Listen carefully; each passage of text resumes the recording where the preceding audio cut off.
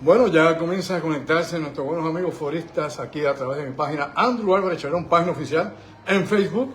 Y como todos los lunes, y precisamente el último lunes del año 2025, comenzamos nuestra transmisión aquí desde la cava de Vaca Brava, de la última frontera, este segmento que nos pone a pensar más allá de lo aparente.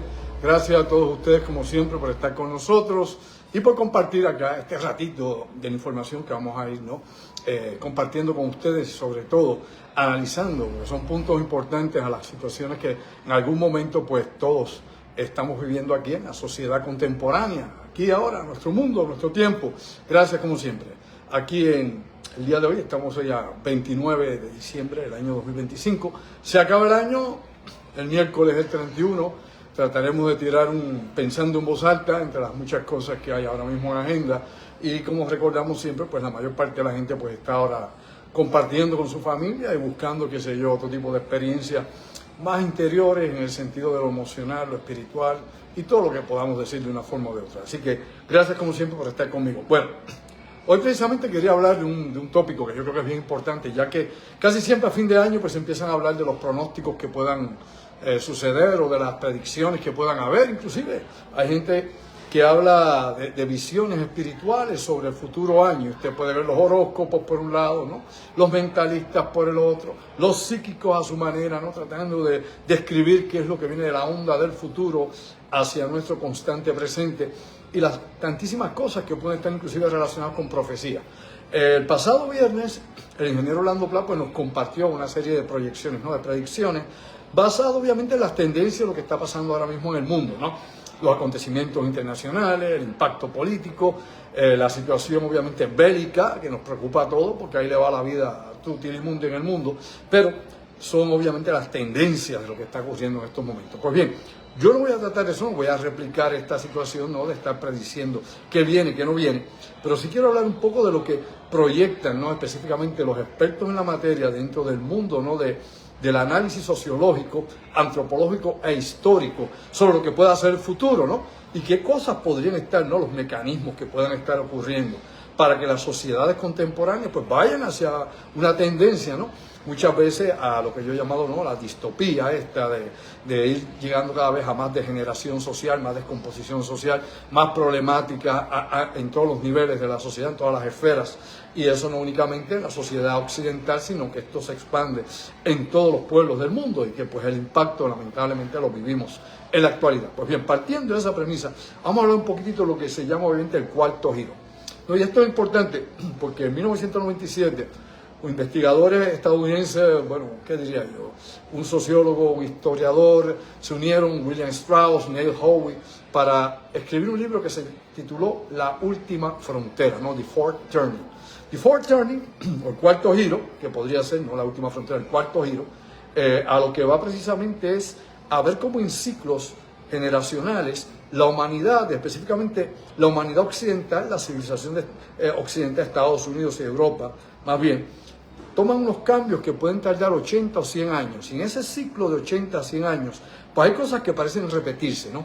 Una serie de modelos, de patrones, de conducta que se repiten, que van desde la guerra, desde el disgusto social, las protestas, el avance tecnológico, el mejoramiento de la sociedad y el decaimiento de la sociedad. Todo esto en ese ciclo de 80 a 100 años que ellos determinaron en su investigación y que, como he dicho, en 1997, en el título del libro The Fourth Turning, pues ellos traen precisamente este asunto. Esta teoría obviamente es una teoría. Esto no es que exista un determinismo histórico que usted pueda determinar que esto va a pasar así porque esta es la regla del juego. Tampoco esto es una ley de ciencia, ¿no? No es un proceso per se científico que no va a fallar, que usted pues sabe que exactamente de aquí a 50 años esto es lo que va a pasar porque pasó hace 50 años atrás, etcétera. No es eso. Es meramente esta visión del mundo basado en las experiencias históricas y cómo Estados Unidos ha reaccionado en los últimos 100 años y cómo cada generación ha traído obviamente motus propio, alegadamente, ¿no? Un nuevo sistema, incluso un nuevo orden, tanto social como un orden mundial, que es lo que actualmente seguimos discutiendo desde hace décadas sobre el proceso del orden mundial y qué va a pasar en el futuro con toda esta situación que ahora mismo vivimos. Pues bien, Strauss, obviamente, y Howe escriben este libro. Este libro ha estado en discusión en sin número de lugares, incluso yo lo llevé hace muchos años y lo utilicé en una de las clases que teníamos en Sociedad y Cultura Antropológica, porque nos daba, ¿no?, más o menos, como digo yo, una impresión y nos ayudaba tal vez a tratar de canalizar unas interpretaciones de lo que estaba pasando en la sociedad en Puerto Rico y lógicamente en los Estados Unidos. Pues bien, vamos a explicarlo por las 4 fases que nos presentan estos 4, como digo yo, estos 4 ciclos que ahí se mencionan, estos turnos o estos ciclos que se dan durante ese tiempo. Recuerde que esto no es algo místico, que esto no son patrones proféticos, nada de esto. Es una observación sociológica, histórica, inclusive antropológica sobre la sociedad y por qué se dan las cosas que ahora pues experimentamos y las que van a venir más adelante, ¿no?, basándose en estos patrones de generación tras generación, ¿no? Hemos hablado de la generación, por ejemplo, Baby Boomer, nosotros, la generación silente, que es la que estaba antes de nosotros, la generación X, y por ahí hemos seguido, obviamente, los millennials, y por ahí seguimos añadiendo, ¿no?, nuevos procesos sociales e históricos, y cada nueva generación pues trae definitivamente un molde específico. Por eso es que también pues se cuestiona si este sistema del cuarto giro, del fourth turning, realmente describe lo más cercano posible a la realidad de lo que es el futuro y el pasado de la humanidad, específicamente en Occidente. Porque muchas de estas cosas, hay que recordar, no se aplican en Asia o en otras regiones del mundo, donde pues hay lugares donde por cientos y cientos de años no ha habido ninguna transición, ningún cambio social, a no ser que haya sido influenciada, ¿no?, por otros países, por fuerzas externas, europeos, occidentales, inclusive asiáticos como los chinos, que llegan a lugares y empiezan obviamente a traernos otro enfoque social, el impulso económico y la explotación de recursos naturales en lugares que consideramos vírgenes en algún momento. Pues bien, dicho eso, el primer ciclo en todo esto es importante que lo entendamos. Hay un término que aquí se utiliza, que es el Siacolum. El Siacolum no es otra cosa que cada generación. Cada generación le van a llamar Siacolum de acuerdo, obviamente, al libro The Fourth Turning. Ahora, es importante que entendamos algo antes de partir, y esto es importante porque voy a ver los ciclos, va a ver usted las semejanzas que hay con la actualidad. Es que esto, una vez más, como dije hace un rato, no es determinismo, no es que esto está escrito, no es que esta es la profecía, no es que esto así. Incluso, recuerde usted, que las llamadas profecías de la religión que sea, la que sea, son interpretaciones que cada cual da, ¿no? Gente que se cree apropiadamente preparada o iluminada para interpretar unos escritos que se dejaron ahí hace cientos de años, en algunos casos, algunos miles de años, en otros casos, y otros eones, si así queremos decir, y que cada tiempo, en cada momento, pues se tratan de adaptar a las circunstancias que se están viviendo. De una manera la interpretaron en la década de los 50, en la década de los 30, en el siglo XIX, vis a vis en la actualidad, como se ve. Y muchas de estas cosas coinciden dependiendo, ¿no?, las crisis históricas que se estuvieran viviendo en aquel momento, ¿no?, en que la sociedad humana, en el siglo que sea, en el año que sea, que estaba viviendo en ese momento y cuáles eran las amenazas que a todos pues nos afectaban, ¿no?, y que era lo que todos temíamos en algo en particular. Pues bien, el primer giro se le llama alto. Es el giro precisamente donde la sociedad está unida, ¿no?, donde las instituciones son respetadas. En ese primer ciclo, la sociedad pues trabaja como si fuera un reloj, ¿no?, y todo el mundo pues cree en las instituciones, cree en el gobierno, cree que el gobierno no le miente, trabaja en colectivo para mover la economía, para que la sociedad crezca, para que haya un futuro para los hijos y los nietos, etcétera, etcétera. Ya usted debe conocer ese discurso. Pues bien, ese es el primer ciclo de acuerdo, ¿no?, al cuarto giro, a este libro. Y cómo nos va llevando, obviamente, en ese momento histórico. Ese momento histórico se describe en la Segunda Guerra Mundial. Me explico. Una vez terminada la Segunda Guerra Mundial, en 1945 hasta 1965, según obviamente Neil Howe y William Strauss, del 45 al 65, en ese periodo de tiempo, es que se da precisamente ese primer giro. Ahí estamos hablando, básicamente, ¿no?, de 30 años donde la nación estadounidense pues estuvo trabajando, desarrollando su emporio económico, convirtiéndose en la primera potencia del mundo. Eso no es así. En el poderío militar, en las armas nucleares, en el viaje a la luna, etcétera. Todas esas cosas iban en el proceso, ¿no?, iban en carrera, el viaje a la luna. Iba toda esa cuestión de alta tecnología y donde la sociedad estaba integrada. Ahora bien, ese primer ciclo, como he dicho, se caracteriza por la unión social, por el trabajo colectivo, por creerles a las instituciones, por tener fe básica, casi ciega, ¿no?, en el gobierno, en la democracia y en los partidos políticos. Pero todo esto cambió. Hubo un segundo ciclo que le siguió a todo esto. Y el segundo ciclo se llama el despertar, así como ellos le llaman, awakening. El awakening o el despertar es ese periodo de 1965 hasta 1980, básicamente.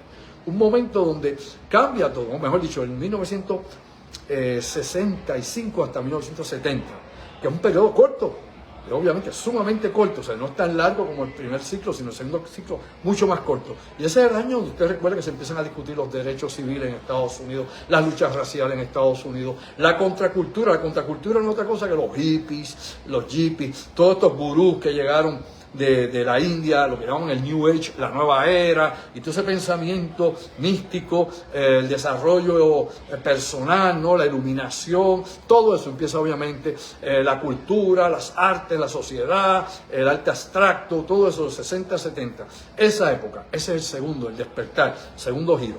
Y ese ciclo ya lo vimos. Según esta teoría, todo eso se va a repetir, alegada y supuestamente. Recuerde que son ciclos de 80, 100 años, y alegadamente, pues, más adelante volverá nuevamente a reconstituirse la sociedad, luego volverá nuevamente a despertar, es decir, la tesis, la antítesis, la síntesis, el proceso ese, que podríamos compararlo incluso con la dialéctica. Pero bueno, ¿qué pasa?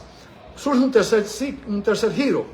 Y en este tercer giro, en estos ciclos, obviamente, viene lo que muchos creen que es el descredo o el declive. Este es el momento de la decadencia en el tercer ciclo, de acuerdo al patrón de William Strauss y Neil Howard, como dije hace un rato, The Fourth Turning, esta teoría, este libro, que lo debe leer, es bien interesante para los que les gusta saber un poco más allá de lo aparente, quieren analizar la situación nuevamente del mundo, pero nuevamente no es una ley social, no es algo exacto, porque nadie obviamente tiene una respuesta total o completa que pueda ser asertiva referente al proceso evolutivo social del ser humano. Ahora bien, en este tercer giro, donde hay el descredo, donde hay un declive, donde surgen todas estas cosas, pues las instituciones empiezan a debilitarse rápidamente. Empieza la descomposición social de la que tantísimas veces hemos hablado. Aumenta obviamente la irreverencia en contra del gobierno, en contra de todo. Se empieza a polarizar la política. Nuevamente los extremos, tanto a la izquierda como a la derecha, y eso lo hemos visto en Estados Unidos, que han creado una derecha y una izquierda republicana derecha y una izquierda demócrata, cuando si usted hace un poco de cabeza histórica, por aquello va a darse cuenta que antiguamente la derecha eran los demócratas, eran los que estaban en contra, ¿no?, de cualquier nuevo derecho civil, en contra de los votos de la mujer, etcétera, en los Estados Unidos. Eso sufrió una alquimia, se transformó, y esa transformación pues nos lleva a la actualidad, porque los grupos políticos también se transforman junto con la gente. Me explico, ¿no? La sociedad se procesa, evoluciona, se adapta, y esa ingeniería social pues nos transforma. Y muchas veces usted, al igual que yo, como el ganado, vamos con la corriente, y muy poca gente para en seco y empieza a analizar estas cosas, ¿ves? Como Noam Chomsky en su momento, y otros más, otros filósofos, otros humanistas en el siglo XX y XXI, que se paran un momento a ver qué hay, qué está pasando con todo esto, como Alvin Toffler y otros más que podremos mencionar para que usted tenga una referencia. Ahora bien, dicho de esta manera, importante darle, no solamente esa polarización política, obviamente viene la desconfianza social. Cada cual por su lado, cada cual por lo suyo. Aquí ya no hay colaboración como en el primer ciclo, ¿no? En el primer ciclo, como expliqué yo acá, del 45 al 65, después de la Segunda Guerra Mundial, donde había colaboración y la gente confiaba, etcétera, etcétera, en el sistema. Ahora no. Ahora obviamente hay desconfianza social, hay una división completa, ¿no? Aunque hay que señalar, dentro de ese marco que estamos presentando, ¿no?, esa visión, obviamente aún funcionan las instituciones, pero sin cohesión. Me explico, Puerto Rico, elemental, no hay que ser muy brillante, usted simplemente ve cómo trabaja el gobierno de Puerto Rico, las instituciones de Puerto Rico, cómo responden a las necesidades del pueblo, y usted se da cuenta que aún funcionan, pero sin cohesión. De una institución a otra, ¿no?, o de una agencia a otra, no hay comunicaciones, inclusive teniendo obviamente conexiones en internet, de que la información no fluye, de que los servicios son paupérrimos, etcétera, etcétera, etcétera. Cosa que pasa también en todo Occidente, en mayor o menor magnitud. Aquí es más alta que obviamente que en Estados Unidos. Aquí la descomposición obviamente gubernamental es más crítica que la que ocurre en cualquier estado norteamericano, ni siquiera allá en Mississippi, y definitivamente pues acá lo vivimos en un lugar que vemos más gente en poco espacio, pues lógicamente el rebote continuamente de esa información pues nos mantiene a todos fuera de equilibrio. Y aquí pues, como he dicho, no hay cohesión en ese sistema, no hay cohesión en ese ciclo que se está dando, en ese giro. Esto obviamente lo extendieron ellos desde el año 1980 hasta principios del siglo XXI, es decir, como hasta el 2008, desde el año de los 80, empezó la década de los 80 hasta el 2008, este ha sido ese ciclo, sin cohesión, polarización política, desconfianza social, aumento obviamente de las divisiones internas, etcétera, etcétera, todo eso que hemos vivido. Claro, aquí venimos al punto culminante de todo esto, al cuarto ciclo, y esto que estoy explicándoles para que usted entienda el porqué del por qué sucede todo esto. Porque me vale a mí decirle algo a usted si no tiene un trasfondo, por lo menos una sugerencia, como puede ser esta investigación o esta teoría del cuarto giro, si no se le da a usted una base con algún contenido, porque decir cosas por decirlas lo dice cualquier hijo de vecino, ¿no? Cualquier Juan Bobo dice y repite como el papagayo lo que usted quiera, que el mundo está mal, hombre, que vaya, lo descubrimos el Pacífico, ¿no? Que hay inflación, de verdad, ¿cuándo se dio cuenta? Yo también. Que hay crimen, pues claro, lógico, hay crimen. Que hay guerra, pues si hay guerra, pues bueno, ¿qué más podemos añadir? ¿Llueve o no llueve? Pues lógicamente usted tiene que tener algo que es un marco teórico de referencia para poder tratar de comprender el porqué del porqué es este mundo de locura. ¿Qué pasa? Pues bueno, esto es un intento que hacen estos investigadores, ¿no? Un intento histórico, un intento social, un intento antropológico, de tratar de ver cómo la generación tras generación pues van repitiendo una serie de fallos, una serie de patrones, una serie de arquetipos inclusive, que repiten y repiten cada cierta escala de tiempo. Y es más o menos una referencia, nuevamente, no es la verdad absoluta, no es la explicación total, no están todas las respuestas ahí, hay muchas críticas obviamente sobre esto, y aunque, como he dicho, hay unas secuencias históricas y unos eventos sociales que podemos relacionar, no necesariamente va a ser así en el 2030. Porque ¿qué nos dice? El cuarto giro nos presenta algo muy interesante. Cuarto giro, por ejemplo, Fourth Journey, que es el nombre de este trabajo, de este libro, nos dice que es el punto de ruptura, que es el momento de la ruptura, que es el momento del colapso, ¿no? El 2008 hasta el 2030, mastica con las neuronas, 2008 al 2030, todavía no hemos llegado al final de este ciclo, pues ahí se da la ruptura, punto de ruptura, se da el colapso, la transformación de instituciones claves en el mundo. Ve a ver qué está haciendo Trump, explíqueme, dele, aproveche, cambiando las instituciones en Estados Unidos, ¿verdad? ¿Sí o no? Sí, a su manera, desde su punto de vista y su grupo, ¿no? Sus visiones de la derecha, como deben ser conservadoras, entre comillas, etcétera, etcétera. Eso hace Trump en estos momentos. Así que cae dentro de este ciclo. Recuerde que esto se escribió o se publicó en 1997. Fueron investigaciones que se hicieron de los 80 a los 90. Y en el 97 pues se publica el libro. Pero que si usted lo coge y lo revisa del 97 para acá, pues usted, qué sé yo, se queda deslembado porque se da cuenta que sí tiene compatibilidad con lo que estamos viendo, que no es la imaginación de una idea fortuita, simplemente algo que sí tiene cohesión con lo que pasa en el mundo actual. Pues bien, como he dicho, conflictos mayores, es decir, guerras. En ese periodo, nuevamente 2008 a 2030, guerras, revoluciones, ¿no? Pandemias, todo esto, guerras civiles, crisis económica y obviamente el proceso, ¿no?, que se da de transformación hacia un nuevo orden, tanto en Occidente como en un orden mundial. Ese es el cuarto ciclo. Dígame si estamos en eso, dígame sí o no. Fácil, no tiene que equilibrar mucho. ¿Sí o no? ¿Sí o no? Pues sí, es lo que estamos viendo.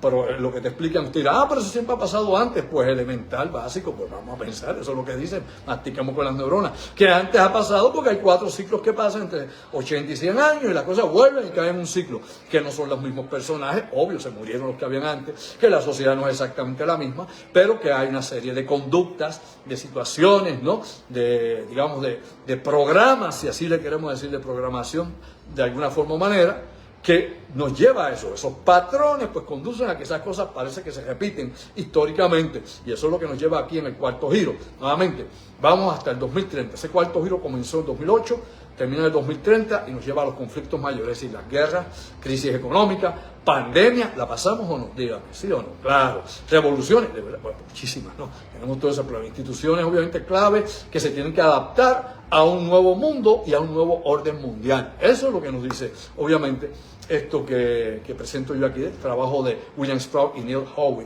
sobre obviamente The Fourth Journey, el cuarto giro. Ahora bien, ¿todo esto tiene que ser así? Nuevamente vuelvo a decir, no necesariamente. Las guerras, los ciclos tal vez no son tan deterministas, es decir, como diría yo, en 80 o 100 años, tal vez son más largos. Fíjese usted que ellos explican que en el segundo turno, en donde la gente pues empieza estos movimientos pro derechos civiles, este despertar de conciencia, duró meramente 10 años, 60, 70, elemental. Pero podemos dar cuenta que ahora sí estamos en una crisis mundial. Ahora mismo estamos en una crisis mundial o no la estamos viendo. Tenemos un conteo regresivo en Venezuela. En cualquier momento, cuando usted menos se lo imagine, lógicamente vamos a tener ese conflicto en Venezuela. Hemos visto cómo sigue apretando China sobre Taiwán. ¿O no se ha dado cuenta cómo en los últimos días había maniobras masivas alrededor de Taiwán, de las aguas de Taiwán, y movimientos de tropas en el territorio de China y armamento? ¿No lo ha visto? Busque y verifique y despierte al mundo en que está. Pues todo eso pues es una amenaza, es un disuasivo, si es todo esto para que como ellos dicen, ¿no? Su contraparte allá en Taiwán, que no quieren ser parte de la República Popular de China, como ellos dicen, ¿no? Este grupo, esta parte del país, esta provincia que está rebelde, hay que nuevamente integrarla al sistema, aunque nunca ha estado integrada a la China comunista, lo sabe, ¿verdad? Taiwán nunca, categóricamente, nunca ha estado bajo control del gobierno de la China comunista, nunca es nunca.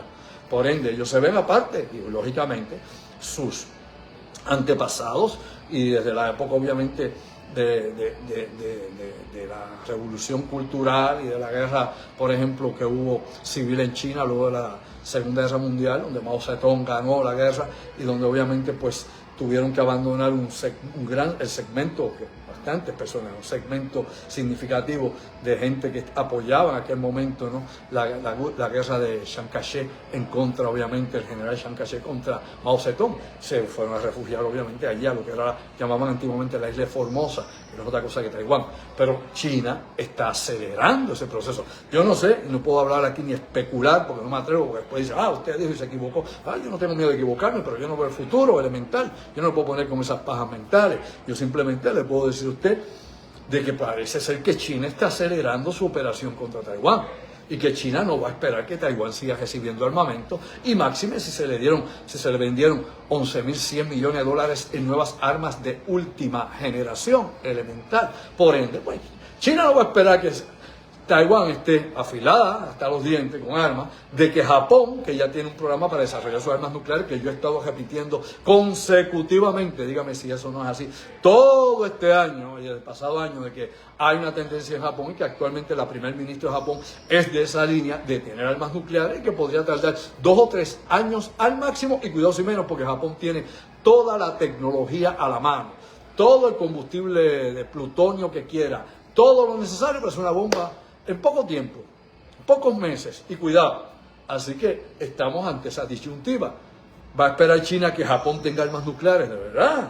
¿Va a esperar a que Taiwán tenga más armas y de que obviamente sus enemigos en la región se sigan fortaleciendo y que Estados Unidos siga abriendo bases como está haciendo en Filipinas y otros territorios? ¿De verdad? Pues entonces no sabemos de estrategia militar, hemos perdido en la noria, como cualquier hijo vecino cogiendo viento y lluvia cuando cae. No, definitivamente hay que estar atentos, porque esas son las tendencias de las que hablaba el ingeniero Orlando Pla el viernes. Tendencias que están ahí, lo que heredamos del 2024, que lo heredamos del 2023, porque los problemas del 2023 cayeron en el 2024, no se desintegraron del 31 de diciembre al 1 de enero, elemental, luego 2024, 2025, y ahora ¿qué? Ahora según con la guerra de Ucrania, ¿se acabó? No se acabó. ¿Quién le dijo eso? Claro que no. ¿Llegaron a un acuerdo? No hay ningún acuerdo en estos momentos. Sigue el bombardeo masivo, ¿verdad que sí? Oh, sí. Siguen bombardeándose de lado y lado, sí, se siguen bombardeando. Los rusos bombardeando las ciudades, la infraestructura eléctrica de Ucrania, y Ucrania bombardeando que la infraestructura de petróleo y de tanques y oleoductos que pueda tener lógicamente Rusia.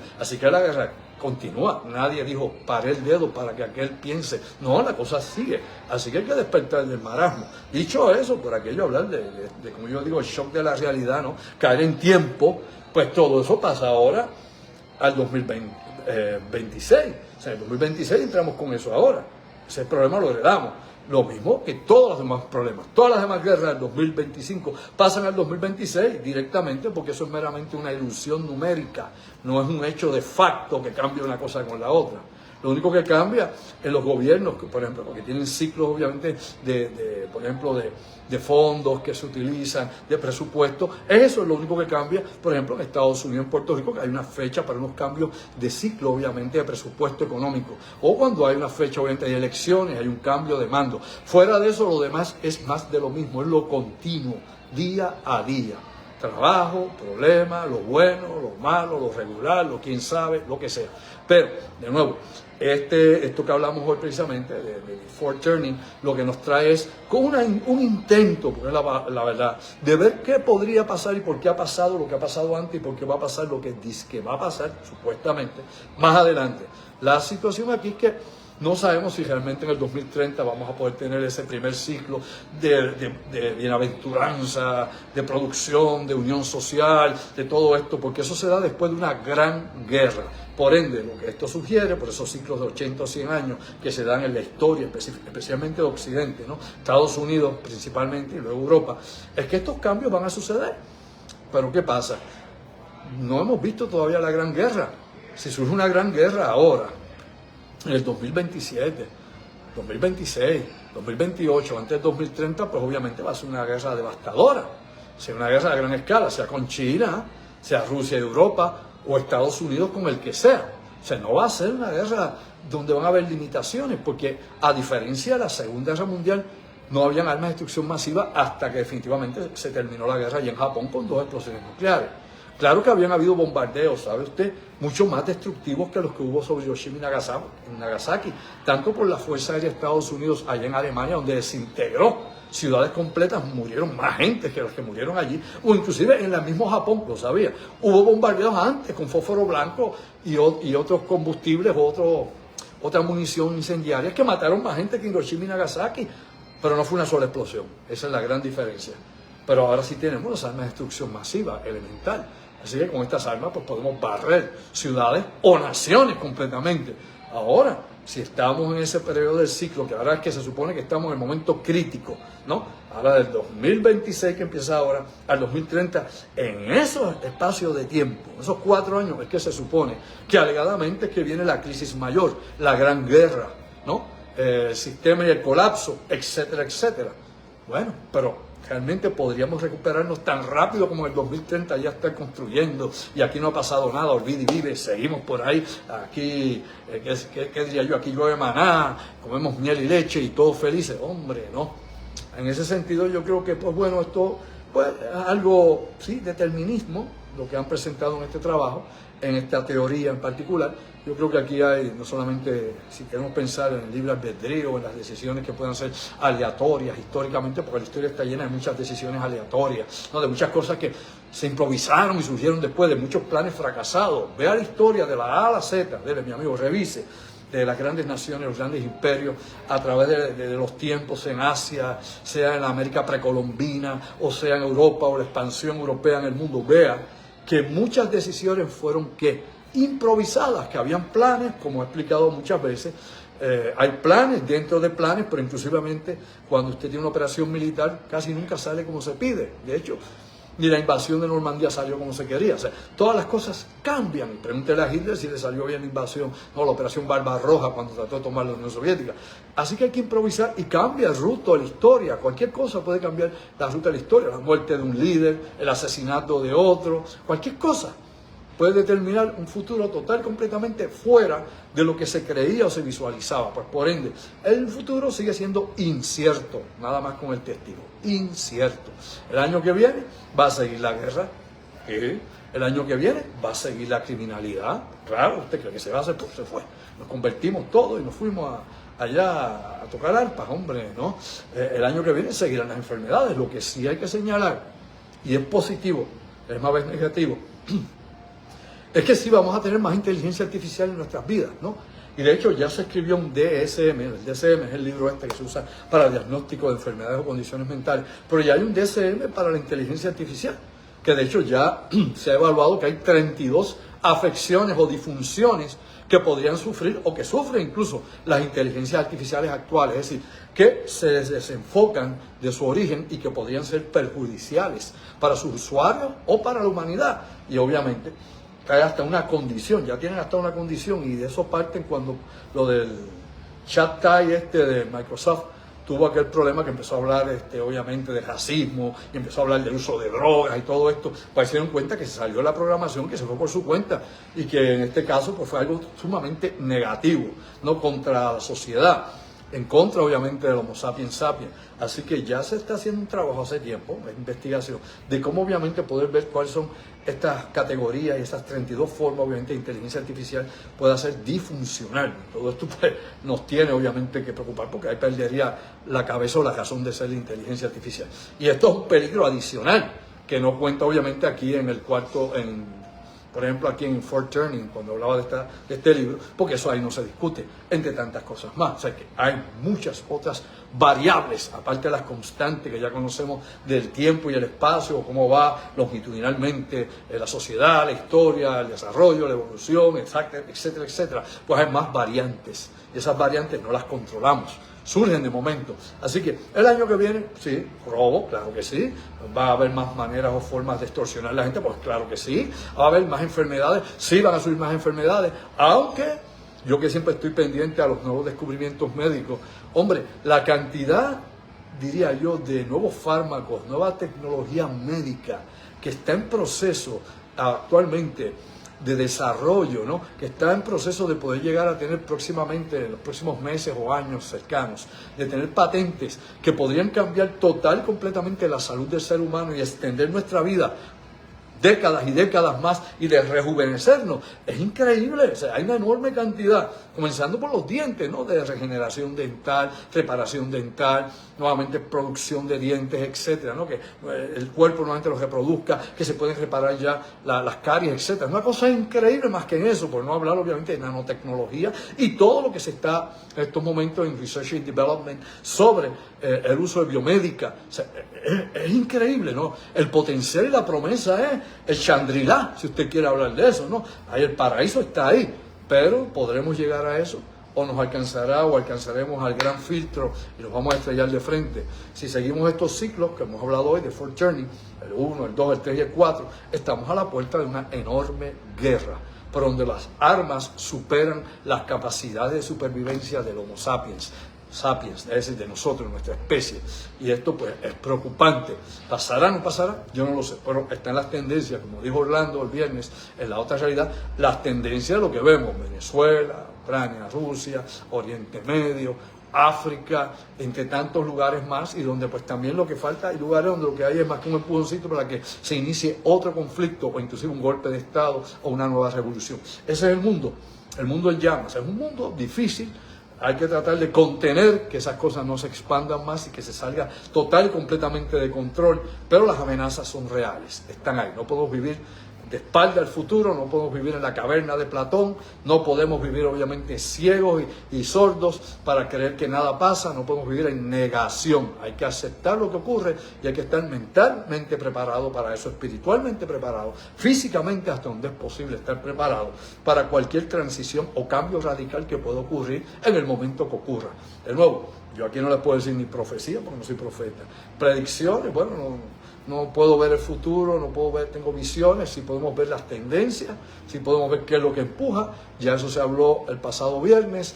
Orlando llevó la batuta en su punto de vista. Mi punto de vista es que continúa la cosa y que se va obviamente a incrementar, lamentablemente, una cosa por otra.